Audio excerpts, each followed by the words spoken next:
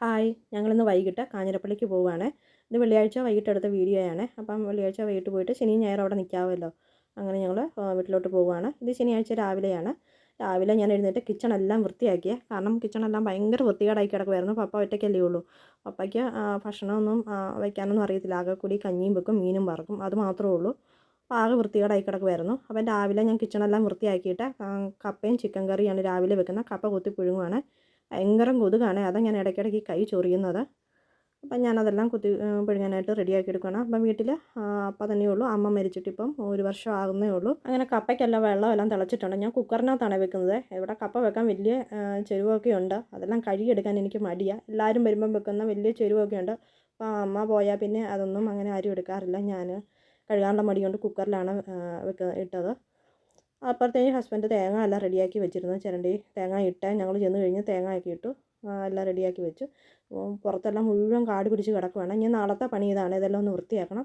അന്നേരത്തേനും കപ്പയെല്ലാം തിളച്ച് പെട്ടെന്ന് വേകുന്ന കപ്പയാണ്. അപ്പം ഞാൻ കപ്പയ്ക്ക് അരയ്ക്കാൻ വേണ്ടി ഒരു മുളക് അരയ്ക്കാൻ വേണ്ടി ഫ്രിഡ്ജിനകം തുറന്നതാണ്. കുരുമുളകിൻ്റെ കണികയിലും കിട്ടുമോയെന്നറിയാൻ. ഫ്രിഡ്ജിനകത്തൊന്നുമില്ല.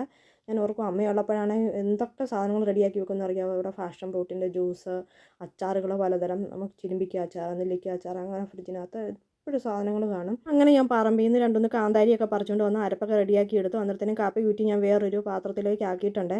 എന്നിട്ട് അതിൻ്റെ നടുവിലൊരു കുഴി കുഴിച്ച് അതിനകത്ത് അരപ്പൊക്കെ ഇട്ട് ആവി കയറ്റാനായിട്ട് വെച്ചിട്ടുണ്ട്. അപ്പം ബാക്കി വന്ന തേങ്ങയെല്ലാം ഞാനൊരു പാത്രത്തിലാക്കി വെച്ചേക്കുവാണ്. ഒന്നെങ്കിൽ ഞങ്ങളത് നാളെ പോകുമ്പം കൊണ്ടുപോകും. ഇവിടെ വെച്ചിട്ട് കാര്യമില്ലല്ലോ. ഇനി ഞങ്ങൾ ഓണത്തിനേ വരുള്ളൂ. അന്നേരത്തേനും അത് ചീത്തയൊക്കെ ആയിപ്പോവും. തേങ്ങ ഇട്ടപ്പോൾ കുറച്ച് കരിക്കൂടി ഇട്ടായിരുന്നേ. എനിക്ക് കരിക്ക് ഭയങ്കര ഇഷ്ടമാണ്. ഞാനന്നേരമെല്ലാം പുളി തിന്നും. അപ്പം മോൻ വന്ന് പറയുന്നുണ്ട് അമ്മ തന്നെ എല്ലാം തിന്നുവാണല്ലോ എന്നൊക്കെ പറയുന്നുണ്ട്. അപ്പോൾ അവർക്ക് വേറെ ഞാൻ അതേ വെട്ടി വെച്ചിട്ടുണ്ട്. എല്ലാ മാസവും നമ്മളിവിടെ കാഞ്ഞിരപ്പള്ളി വീട്ടിൽ വരാറുണ്ട് കേട്ടോ.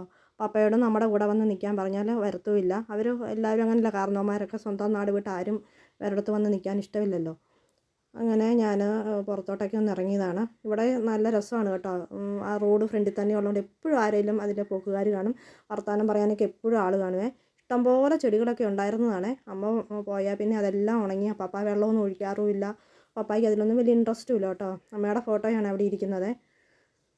അപ്പോഴത്തേനും കപ്പയുടെ ആവിയെല്ലാം അരപ്പിന് ആവിയെല്ലാം കയറിയിട്ടുണ്ട്. അപ്പം ഞാനത് വാങ്ങിയിട്ട് നല്ലപോലെ കുത്തി ഇളക്കി എടുക്കുവാണ്. ചിക്കൻ കറി ഞാൻ ആദ്യമേ വെച്ചിട്ടുണ്ടായിരുന്നു.